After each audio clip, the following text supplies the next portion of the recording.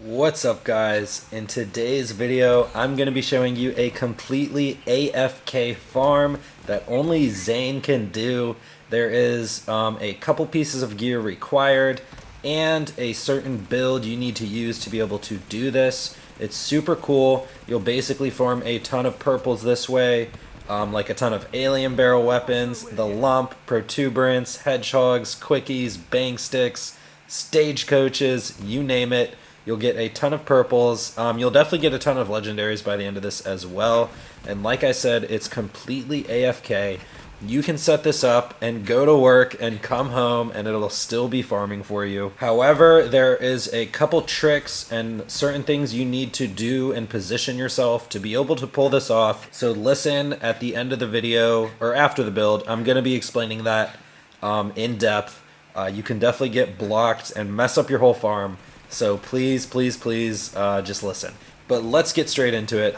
So basically we are at the Jabbermogwai. This is a hammerlock hunt mission in Voracious Canopy on Eden 6. Now this is an old farm a lot of people used to use, but I was actually watching an Abby Hour video that made me think of this idea. So shout out to her. Abby Hour is a great YouTuber. I'm going to link her video in the comments below. Go check it out, drop a like, sub to her channel, the whole nine. Anyways, this enemy basically will multiply when he gets hit by cryo damage. So as long as you're dealing cryo damage to him, he will multiply forever and ever. So that's the whole basis of where the AFK farm comes in. I'm going to show you guys the trick to making this work and breaking down the build. So basically, into the build, we're only using one weapon, and that is a Fire Infinity.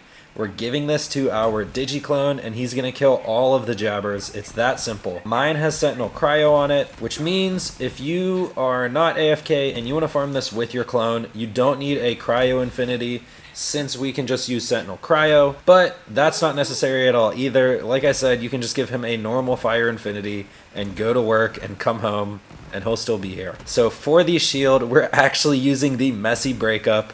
You can get this from Genevieve. It gives you a little drone, and what's cool is our clone also gets a copy of our shield. So we're going to have 2 extra drones shooting at the jabbers for us. Not only will this proc our class mod, but it will also just do more damage to the jabbers and help us get us some more kills. For the grenade, you need a cryo recurring hex grenade. This is non-negotiable. You don't need any anointments at all. Any cryo recurring hex grenade specifically. Basically, that's what makes this work. It not only makes the jabbers multiply a ton, but this actually also procs the class mod. It probably wouldn't be possible without this weird interaction. I guess it's kind of a bug, but whatever. It keeps your action skills up forever. It's going to multiply the jabber, like I said. So you need a cryo recurring hex. I can't say it enough times. For the artifact, of course, you got to wear a loaded dice with bonus luck on the bottom. I'm not exactly sure how luck works in this game, but apparently this should help you get anointed weapons. So put this on, you know, more luck. You're going to be AFK, so put it on. And finally, for the class mod, you want a Seeing Dead with as many points in Donnybrook. Your clone gets no help from the bonuses at the bottom, so the more points in Donnybrook, the better, because Donnybrook gives weapon damage to your clone. On to the skill trees. There's only a couple skills that actually matter, so just copy these trees exactly. Basically, in the clone tree, we need 5 points in Borrowed Time. We need 5 points in Donnybrook. I do have a point in Fractal Frags, however, it doesn't seem like the clone will throw grenades, but take it anyway. Maybe a jabber will get close to him and he'll toss one. Besides that, you want Boom Enhance. And finally, we want Double Barrel. Basically, we need maximum action skill uptime, maximum gun damage to our Digiclone. So into the drone tree, the most important skills are Good Misfortune and Drone Delivery. Of course, Death Follows Close is important for this build as well. But basically, none of the skills matter except for those 3.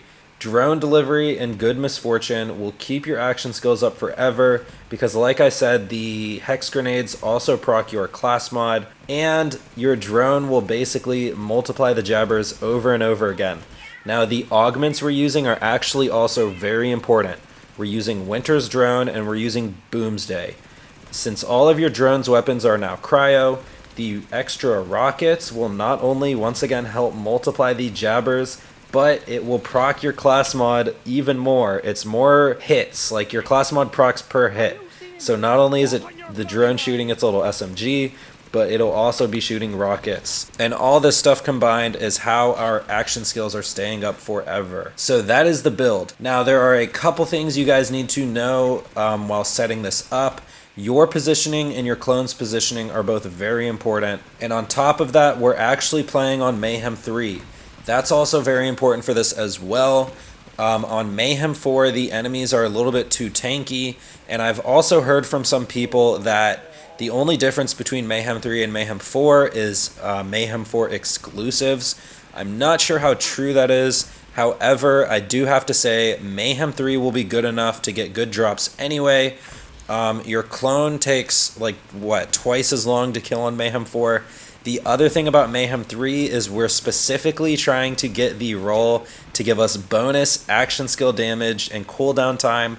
It's plus 45%, so that means your clone is going to do 45% more damage. Your drone is going to do 45% more damage. That's going to be the most important role for killing the most jabbers possible. So basically in Mayhem 3, with plus 45% damage to your Digi clone, that's going to be so good and so amazing for you. Now I want to tell you guys where to position your clone and where to position yourself. Both of these things I noticed while doing this are very important. Basically, what you want to do is hop on the little fence next to the jabber hut, hop on top of the little jabber hut, and then if you're looking like the only place you can look straight ahead, you want to go to your right and you want to jump on top of this little mountain. Up here, you can summon your Digiclone. Then what you want to do is you kind of want to go up the mountain a little bit. You don't want to go all the way up because your Digiclone can't get up there. But just kind of watch where I'm at in the video. You basically want to look out and you want to see what has the most clear view. The tree right here can actually block your Digiclone, but once you do that, you want to swap. Now by swapping, this will put the Digiclone exactly in that spot, obviously. And yeah, he's going to be set up. Make sure you put your drone out, and once you do that, you're good to go. Now also, your positioning is very important. Basically what you want to do is go across. You saw most of my footage. I was already in this spot, but you want to go across and you want to just kind of go up the mountain and jump up. Basically up there, the jabbers won't be able to reach you. Now this is the important thing. You want to look straight down. Right in that area where you want to kind of corral the jabbers into is basically like wherever you're looking, the drone will focus. So that's very important because where the drone focuses is where the jabbers are going to multiply. So basically wherever you're looking is where the jabbers kind of end up being for the most part. And yeah, it's pretty important, I would say. So make sure you're looking right below you. It's going to give your Digiclone also the best angle to shoot at because if you remember, we set him up directly looking at this spot. Also, basically where we set up the Digiclone is the only spot on the map I actually found where you can get him where the jabbers also can't get him. So this is all very important for all of this, and yeah. Now the last thing I want to say is when you first get here, shoot the jabbers a little bit with a cryo weapon to make them start multiplying, and then kind of try to corral them into this little area. Go set up your Digiclone, and then come back into this area and try to drag them all in here. Just shoot your guns a little bit, and they'll start to chase you. A couple of them will start to melee you. Then point your drone at one of them so they start to multiply in this area, and then go up to that spot. So yeah, that's basically all the tricks I found to like kind of make this work very well. I tried sitting on top of the hut, and I noticed they would run off to the left way too far away, or to the right way too far away. I tried sitting next to the clone and the same thing. So I found that if you put the clone up there and then you go sit on the opposite side, they kind of hang out right in between you guys. What's cool is they actually lose focus on like both of you. So they're kind of just going to be running in circles down there. So this is all the tips, the build for this AFK farm. I did this for over an hour. So I would say this is pretty well tested. It's still running right now, even as I'm recording this. I'm just getting some extra footage of me sitting there.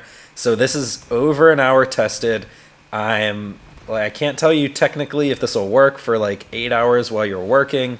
Hopefully it does. Hopefully it works for you guys. Don't forget to plug in your controller so that it doesn't die and you get that controller disconnected nonsense.